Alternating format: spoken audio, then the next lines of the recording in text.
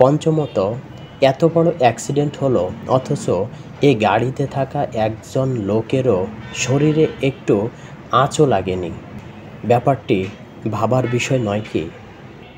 আসসালামু আলাইকুম দর্শক, আপনারা ইতিমধ্যেই অবগত হয়েছেন গতকাল চট্টগ্রাম থেকে ফেরার পথে হাসনাত আবদুল্লাহ এবং সার্জিস আলমের গাড়ি দুর্ঘটনার শিকার হয়েছে। যদিও তারা কেউ সেই গাড়িতে ছিলেন না, তবুও তাদের অভিযোগের ভিত্তিতে বিষয়টা নিয়ে ভাবতেই হচ্ছে, এটা কি নিছকই একটা দুর্ঘটনা নাকি কৃত্রিমভাবে দুর্ঘটনা ঘটানো হয়েছে? যদি কৃত্রিমভাবে দুর্ঘটনা ঘটানো হয় তাহলে কারা ঘটিয়েছে, কেন ঘটিয়েছে, তাদের লাভই বা কী? এছাড়াও চিন্ময় দাসকে গ্রেপ্তার কি এই মুহূর্তে খুব জরুরি ছিল? হাসনাত আবদুল্লাহ বলেছেন, জানাজায় অভূতপূর্ব সাড়া পেয়েছি। আপনারা দেখেছেন 3 কিলোমিটার পর্যন্ত বাইক এবং গাড়ি সেখানে ভিড় জমিয়েছে। এ কথার মানে কি? এ কথা বলার পর তাকে বেশ উৎফুল্ল দেখা যায়। দর্শক, এইসব প্রশ্নের উত্তর খোঁজার চেষ্টা করেছি আমি নিজেই। প্রতিটি প্রশ্নের উত্তর ভিডিওতে পেয়ে যাবেন। ভিডিওটি একটু লম্বা হবে, তাই ধৈর্য নিয়ে ভিডিওটি শেষ পর্যন্ত দেখার অনুরোধ থাকলো। ভালো লাগলে চ্যানেলটি সাবস্ক্রাইব করে পাশে থাকার অনুরোধ রইল। চলুন শুরু করা যাক। দর্শক, মূল ঘটনার সূত্রপাত আরও কয়েকদিন আগে থেকেই শুরু হয়েছে, আর সেটাকে ধামাচাপা দিতেই একের পর এক নাটকের স্ক্রিপ্ট সাজানো হচ্ছে। একের পর এক পর্ব বাড়িয়ে নাটককে করা হচ্ছে দীর্ঘায়িত। গত 16ই নভেম্বর 2024 সকালে ডেঙ্গু আক্রান্ত হয়ে ডক্টর মাহবুবুর রহমান মোল্লা কলেজের শিক্ষার্থী Abhijit Haldar national medical college and হাসপাতালের মেডিসিন বিভাগে ভর্তি হন।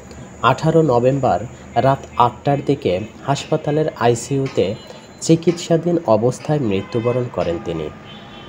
তার মৃত্যুকে কেন্দ্র করে 20 ও 21শে নভেম্বর হাসপাতাল অবরোধ করেন শিক্ষার্থীরা।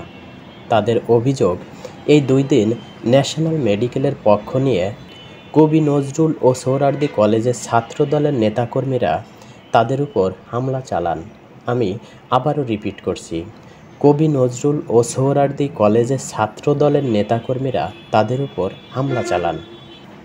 এই হামলাকে কেন্দ্র করে ফেসবুকে ইউনাইটেড কলেজ অব বাংলাদেশ, সংক্ষেপে ইউসিবি নামে একটি গ্রুপে মাহবুবুর রহমান মোল্লা কলেজ সহ অন্য কলেজের শিক্ষার্থীরা প্রতিবাদ জানাতে থাকেন। ভুল চিকিৎসায় কলেজ শিক্ষার্থী অভিজিতের মৃত্যুর ঘটনায় বিচারের দাবিতে মোল্লা কলেজ সহ ঢাকার 35টি কলেজের শিক্ষার্থীরা একজোট হয়ে ন্যাশনাল মেডিকেল কলেজ, কবি নজরুল সরকারি কলেজ ও সোহরাওয়ার্দী কলেজে হামলা এবং ভাঙচুর করে। দুপুর 12টা থেকে শিক্ষার্থীদের মধ্যে দফায় দফায় চলতে থাকে ধাওয়া পাল্টা ধাওয়া। এতে সাংবাদিক সহ আহত হন অন্তত 20 জন। 24শে নভেম্বর রোববার দুপুর 2টায় রাজধানীর বিভিন্ন কলেজ থেকে কয়েক হাজার শিক্ষার্থী অভিজিতের মৃত্যুর অভিযোগ এনে বিচারের দাবিতে ন্যাশনাল মেডিকেল কলেজের সামনে এসে জড়ো হন। এরই মধ্যে হাসপাতালের গেট ও নেম প্লেট ভাঙচুর শুরু করেন কিছু শিক্ষার্থী। হাসপাতালের গেট ভেঙে ভেতরে প্রবেশ করে জানালার কাচ ও একটি অ্যাম্বুলেন্স ভাঙচুর করে। কিছুক্ষণ পর শিক্ষার্থীরা একজোট হয়ে কবি নজরুল ও সোহরাওয়ার্দী কলেজে পৌঁছে 17টি ডিপার্টমেন্ট, শিক্ষকদের কক্ষ, একটি প্রাইভেট কার এবং 4টি মোটরসাইকেল ও কলেজের নেম প্লেট ভাঙচুর করে তারা চলে যান। ওই দিন রাতে কবি নজরুল ও সোহরাওয়ার্দী কলেজের শিক্ষার্থীরা ফেসবুক গ্রুপে পাল্টা আক্রমণের ঘোষণা দিয়ে 25শে নভেম্বর দুপুরে 2 কলেজের অন্তত 10,000 শিক্ষার্থী ডক্টর মাহবুবুর রহমান মোল্লা কলেজে হামলা চালিয়ে ভাঙচুর ও লুটপাট করে। ডক্টর মাহবুবুর রহমান মোল্লা কলেজের শিক্ষার্থী ও এলাকাবাসী মিলে হামলা প্রতিরোধের চেষ্টা করলে দফায় দফায় সংঘর্ষ হয় দুপক্ষের মধ্যে।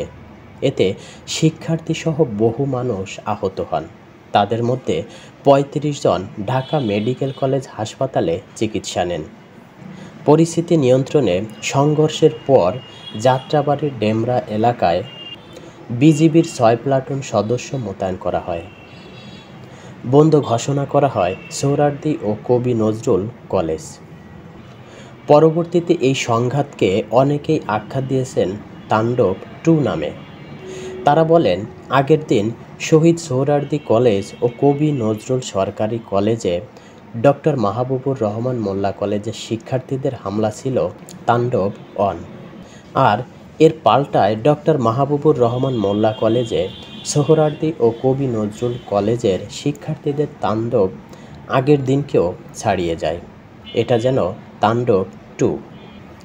পূর্ব ঘোষণা অনুযায়ী শহীদ সোহরাওয়ার্দী কলেজ ও কবি নজরুল কলেজের প্রায় 10,000 শিক্ষার্থী পুরান ঢাকার লক্ষ্মীবাজারে বাহাদুর শাহ পার্কে জড়ো হন। পরে তারা সেখান থেকে পিকআপ ভ্যান ও অন্যান্য যানবাহনে ডেমরা মাহবুবুর রহমান মোল্লা কলেজে গিয়ে হামলা চালায় এবং ভাঙচুর ও লুটপাট করে। এরপর দুপুর 1টার দিকে সেখানে মাহবুবুর রহমান মোল্লা কলেজের শিক্ষার্থী ও স্থানীয় জনতা এবং শহীদ সোহরাওয়ার্দী কলেজ ও কবি নজরুল কলেজের শিক্ষার্থীদের মধ্যে পাল্টাপাল্টি ধাওয়া এবং সংঘর্ষ শুরু হয়। কলেজটির 12 তলা ভবনের সব তলায় ভাঙচুর চালানো হয়। লুটপাট করা হয় কম্পিউটার সহ বিভিন্ন সরঞ্জাম এবং আসবাবপত্র। কলেজের অধ্যক্ষ ওবায়দুল্লাহ নয়ন সংবাদ সম্মেলন করে বলেন, আমাদের সব ধ্বংস করে দিয়েছে। হামলায় আমাদের 12 তলা ভবনের কোনো কাজ আর অক্ষত নেই। 5টি লিফট, কম্পিউটার ও সায়েন্স ল্যাব ধ্বংসস্তূপে পরিণত হয়েছে।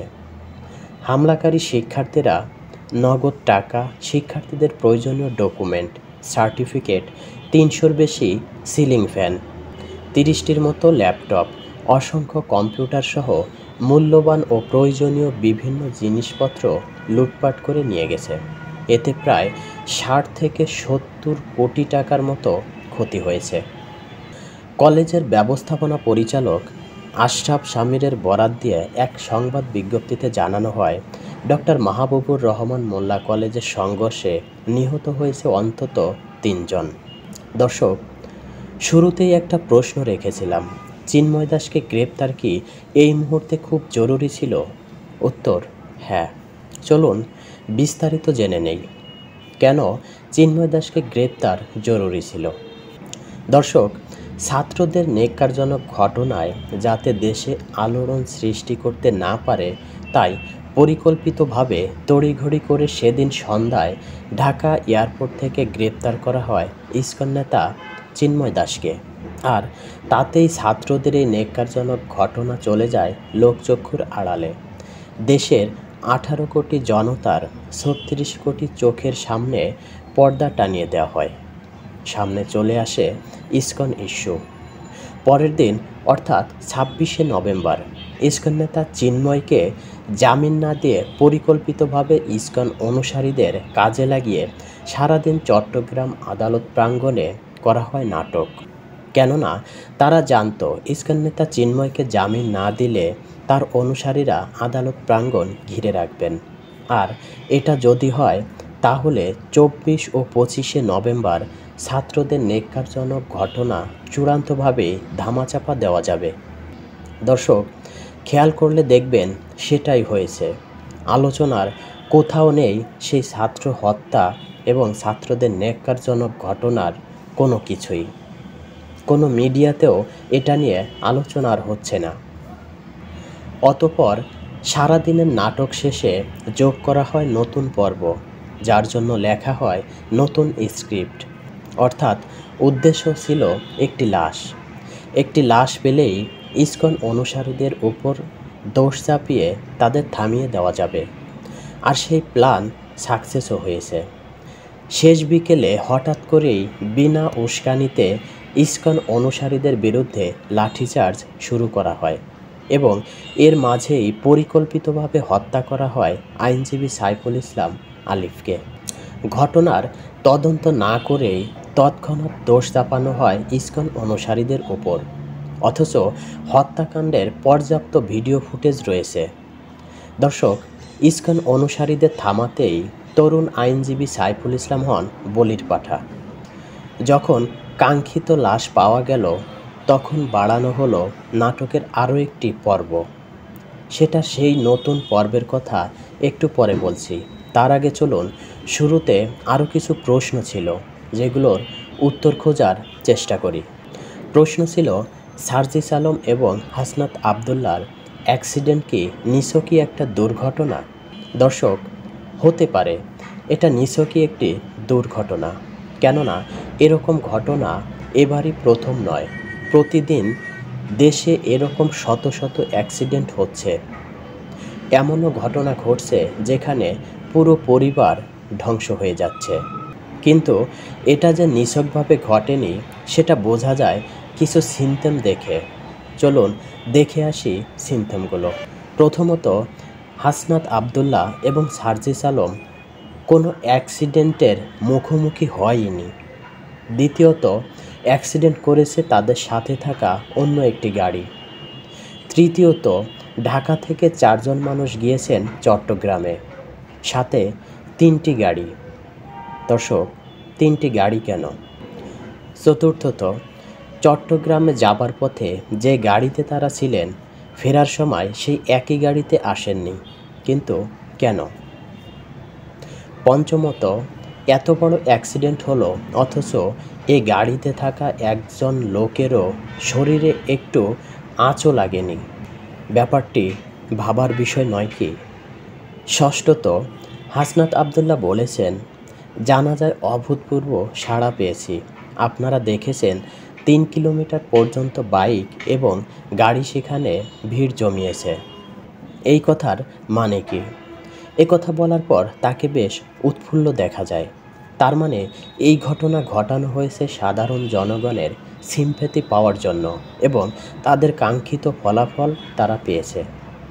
সেই জন্যই কি বলেছে জানাজায় অভূতপূর্ব সাড়া পেয়েছি? দর্শক, প্রশ্নটা আপনাদেরই করছি। এটা থেকে স্পষ্ট বোঝা যাচ্ছে এটা নিছক কোনো দুর্ঘটনা নয়। আমার পরবর্তী প্রশ্ন ছিল, এই দুর্ঘটনা কি কৃত্রিমভাবে ঘটানো হয়েছে? এক্ষেত্রে আমার উত্তর হবে অবশ্যই হ্যাঁ। উপরের বিষয়গুলো লক্ষ্য করলে এটা স্পষ্ট হয়ে যায় যে এটা কৃত্রিমভাবে সাজানো একটি দুর্ঘটনা। আগের সব ঘটনাকে ধামাচাপা দেওয়ার জন্যই এই ঘটনা ঘটানো হয়েছে। আমার পরের প্রশ্ন, যদি কৃত্রিমভাবে দুর্ঘটনা ঘটানো হয় তাহলে কারা ঘটিয়েছে? দেখুন, এই দুর্ঘটনা ঘটানোর পিছনে 3টি পক্ষ আছে, যাদের যে কোনো একটি পক্ষ ঘটাতে পারে এমন ন্যক্কারজনক ঘটনা। দর্শক, প্রথম পক্ষ হাসনাত এবং সার্জিসের ভাষ্যমতে ইসকন। তাহলে চলুন বিশ্লেষণ করা যাক, ইসকন কেন ঘটাবে, তাদের লাভ কী, তারা ঘটালে কি হতে পারত। দর্শক, ইসকন এমন ঘটনা ঘটাবে কারণ তাদের নেতা চিন্ময়কে গ্রেপ্তারের পেছনে এই সমন্বয়কদের হাত আছে বলে তারা মনে করে। যেহেতু চিন্ময়কে জামিন না দিয়ে কারাগারে পাঠানো হয়েছে এবং ইসকন অনুসারীদের উপর সাইফুল হত্যার দায়ভার চাপিয়েছে এই সমন্বয়কদ্বয়, তাই সেই ক্রোধ থেকে ইসকন এই ঘটনা ঘটাতে পারে। কথা হলো, যদি ইসকন এ ঘটনা ঘটাতো তাহলে শতভাগ নিশ্চিত হয়েই ঘটাতো এবং এই সমন্বয়কদের অনেক বড় ধরনের ক্ষতি হতে পারত। অন্তত গাড়ির ড্রাইভারেরও বড় ধরনের ক্ষতি হতো। কিন্তু এখানে কারো একটি চুলেও আঁচড় লাগেনি, অথচ গাড়ি দুমড়ে মুচড়ে গেছে। সুতরাং এটা নিশ্চিত যে এই দুর্ঘটনার পিছনে ইসকন অনুসারীদের কোনো সম্পৃক্ততা নেই। নাম্বার 2, দ্বিতীয়ত, যারা এই ঘটনা ঘটাতে পারে তারা হলো আওয়ামী লীগ বা এদের অনুসারীরা। এখানেও একই কথা প্রযোজ্য। যদি আওয়ামী লীগ এই ধরনের ঘটনা ঘটাতে চাইতো তাহলে এটার রেজাল্ট হতো অন্যরকম। কারো শরীরে একটা চুলেও আঁচড় লাগেনি। এই ধরনের ঘটনা আওয়ামী লীগ ঘটাবে না। আওয়ামী লীগ এরকম অ্যাটেম্প নিলে গাড়ির কারো অস্তিত্ব থাকতো বলে আমার মনে হয় না। সুতরাং দ্বিতীয় পক্ষ এই দুর্ঘটনার জন্য দায়ী নয়। নাম্বার 3, দর্শক, তৃতীয় পক্ষ হলো এই সমন্বয়কদের মধ্যে থেকেই একটা গ্রুপ আছে যারা মনে করছে আওয়ামী লীগ সরকার উৎখাতের জন্য মাঠে থেকে সবচেয়ে বেশি নির্যাতনের শিকার হয়েছে তারা, অথচ সুযোগ সুবিধা ভোগ করছে গুটি কয়েক সমন্বয়ক মাত্র। সেই আক্রোশ থেকে বঞ্চিত সেই সব আন্দোলনকারীরা এই ঘটনার সাথে সম্পৃক্ত থাকার প্রবল সম্ভাবনা ছিল। কিন্তু উপরের সমস্ত সিনটেম থেকে প্রতীয়মান হয় যে তারাও যদি এই ঘটনার সাথে জড়িত থাকতো তাহলে ঘটনা অন্যরকম হতো। তাই এখানে তাদেরও সম্পৃক্ততা নেই। যেহেতু উপরের সিনটেম থেকে স্পষ্ট বোঝা যাচ্ছে এটা ন্যাচারাল কোনো দুর্ঘটনাও নয়, আবার যে 3টি পক্ষ এর সাথে জড়িত থাকার সম্ভাবনা ছিল তারাও জড়িত নয়, তাহলে সবচেয়ে বড় প্রশ্ন, কে এই দুর্ঘটনা বা অ্যাক্সিডেন্টের সাথে জড়িত? কারা ঘটিয়েছে এত বড় ঘটনা? দর্শক, উত্তর কি দিতে হবে? এটার উত্তর যদি আমি দেই তাহলে আমাকে আর বাঁচিয়ে রাখবে বলে মনে হয় না। যাই হোক, তবুও আপনাদের জন্য উত্তর দিয়ে যাচ্ছি। যদি আমার কিছু হয়ে যায় তবে বুঝে নেবেন এর জন্য প্রশাসন, সরকার এবং এই সমন্বয়করাই দায়ী থাকবে, এবং এটা হবে তাদের নাটকের আরও একটি পর্বের রসদ। দর্শক, আসল কথায় আসি। উপরের আলোচনা বিশ্লেষণ করে এটা স্পষ্ট প্রতীয়মান হয় যে এই দুর্ঘটনা সম্পূর্ণ সাজানো। আগের ঘটনাগুলো অর্থাৎ 24 ও 25শে নভেম্বর ছাত্রদের ন্যাক্কারজনক ঘটনা, 3 জন হত্যা, ইসকন নেতা চিন্ময় দাসের সাজা নিশ্চিত করা, ইসকনকে নিষিদ্ধ করার পর্যাপ্ত কারণ পরিকল্পিতভাবে সাধারণ জনগণের সামনে তুলে ধরা, তরুণ আইনজীবী সাইফুল হত্যার মূল আসামিদেরকে আড়াল করার জন্যই এই অ্যাক্সিডেন্ট নাটক সাজানো, সেই সাথে সারা দেশের জনগণকে আওয়ামী লীগ এবং ইসকনের ওপর খেপিয়ে তোলাই হলো সবচেয়ে বড় কারণ। দর্শক, ভালো থাকুন, সুস্থ থাকুন। ধন্যবাদ। আল্লাহ হাফেজ।